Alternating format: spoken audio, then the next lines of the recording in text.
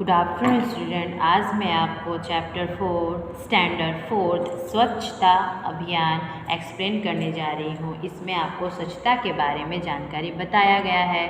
एक जंगल का यहाँ पे ड्राइंग है, उसमें आपको बताया गया, उसके द्वारा आपको निर्देश दिया गया है कि हम स्वच्छता कैसे कर सकते हैं। तो अब हम चैप्टर में चलेंगे। सबसे पहले हम देखेंगे कविता यहाँ पे दिया गया है। ये कविता को आपको ध्यान से सुनना है और समझना है कि इस कविता में किस बारे में बोला गया है। तो हमारी तरफ पशुओं की भी साफ सफाई बहुत पसंद होती है। हमारी तरफ पशुओं को भी क्या होती है? साफ सफाई पसंद होती है। प्रस्तुत कविता में सभी पशु पक्षी अपनी जंगल साफ सुथरा रखते हैं, मगर हाथी जो था वो एक गलती हो जाती है। ऐसे में उन्हें कैसी डांट पड़ती है, ये कविता में पढ़िए। इस जंगल में हाथी जो रहता था उसे कैसी गलती हो जाती, इस कविता में हम पढ़ेंगे। तो अब हम चलते हैं इस पोयम में, इस कविता में पढ़ने के लिए जाते हैं। सबसे पहले देखो, अगड़ बगड़म हाथिम ताई सब सीखेंगे साफ सफाई। क्या सीखेंगे? साफ सफाई। जंगल होगा स्वच्छ हमारा, सब पशुओं ने कसम है खाई। तो पहले पैराग्राफ में क्या है? अगड़म बगड़म हातिम ताई सब सीखेंगे साफ सफाई। जंगल होगा स्वच्छ हमारा, सब पशुओं ने कसम है खाई। अब नेक्स्ट पैराग्राफ कविता में देखो, सारे मिलकर जंगल को फिर रोज रोज चमकाते थे। घर को खुद को साफ वे रखते, मलमल खूब नहाते थे। सारे मिलकर जंगल को फिर रोज रोज चमकाते थे। घर को खुद को साफ वे रखते, मलमल खूब नहाते थे। नेक्स्ट, तभी हुआ एक नया झमेला, तभी हुआ एक नया झमेला। हाथी जी ने खाया केला, हाथी जी ने खाया केला। खाकर छिलका वहीं गिराया, खाकर छिलका वहीं गिराया।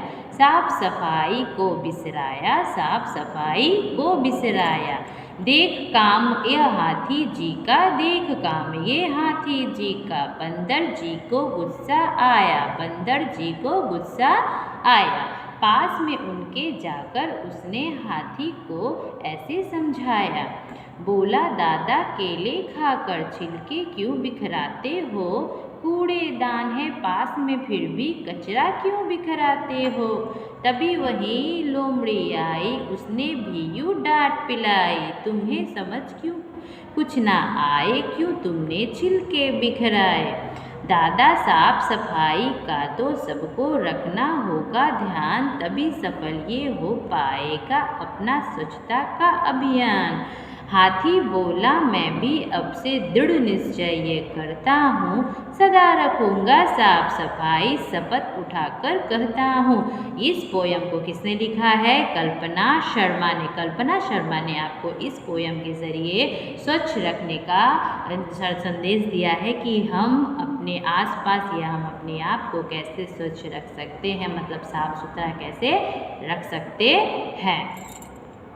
अब आप लोगों ने पोयम तो पढ़ लिया, अब हम देखेंगे इसके कठिन शब्दों के अर्थ। स्वच्छ मतलब साफ, अभियान मतलब आंदोलन, झमेला मतलब गड़बड़, डांट पिलाना मतलब डांटना, डांट पिलाना मतलब डांटना, बिसराया मतलब भुलाया, शपथ मतलब कसम।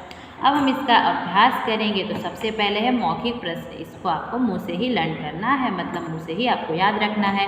पशुओं ने क्या कसम खाई? जंगल होगा स्वच्छ हमारा। पशु स्वयं को कैसे साफ रखते थे? मल मल कर नहाकर अपने आप को साफ रखते थे। हाथी ने क्या गलती की थी? केले के छिलके बिखरा दिया था। हाथी को किसने डांट लगाई? बंदर और लोमड़ी ने। अब हम देखेंगे नीचे दिए गए प्रश्नों के सही विकल्प के सामने ठीक का निशान लगाए, मतलब राइट का निशान आपको लगाना है। तो ध्यान से देखेंगे बच्चे। सभी पशुओं ने क्या कसम खाई थी? अगड़म बगड़म करने की या साफ सफाई करने की? साफ सफाई करने की। पशु क्या साफ रखते थे? खुद को या खुद को और जंगल को क्या साफ रखते थे? खुद को और जंगल दोनों को। हाथी ने क्या खाया और क्या गिराया? केला खाया, छिलका गिराया, या फिर छिलका खाया या केला गिराया? तो फर्स्ट वाला होगा इसका आंसर। हाथी को किस किस ने डांट लगाई? बंदर से या बंदर और लोमड़ी से? क्या किसने डांट लगाया? बंदर और लोमड़ी से डांट पिलाई, डांट पड़ी।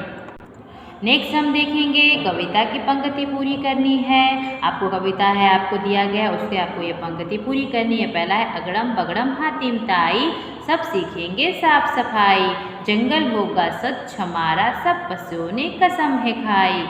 हाथी बोला मैं भी अब से दृढ़ निश्चय ये करता हूँ, सदा रखूँगा साफ सफाई, शपथ उठाकर कहता हूँ। अब देखो नीचे दिए गए पंक्तियों को सरल सरल अर्थ में लिखना है, मतलब ये पूरा आपको लाइन पढ़नी है और उसको एक सिंपल वर्ड में बना के लिखना है। तो मैंने लिख दिया, आप उसको ध्यान से सुन लो और अपनी अपनी फेयर बुक या टेक्स्ट बुक में लिख सकते हैं आप लोग। दादा साफ सफाई का तो सबको रखना होगा ध्यान, तभी सफल ये हो जाएगा अपना स्वच्छता का अभियान। तो इसमें मैंने लिखा है सभी को अपनी और अपने आसपास की सफाई करनी होगी, तभी जंगल को साफ सुथरा स्वच्छता अभियान सफलता होगा, तभी जंगल का जो साफ सुथरा के स्वच्छता अभियान है वो सफल होगा। नेक्स्ट आपको दिया गया प्रश्नों के उत्तर लिखिए। तो ध्यान से देखेंगे प्रश्नों के उत्तर, ये आपको क्वेश्चन पूछे जाएंगे एग्जाम में। तो प्रश्नों के जो उत्तर मैं बोलती हूँ आपको ध्यान से सुनना है और अपनी फेयर बुक या टेक्स्ट बुक में लिखना है।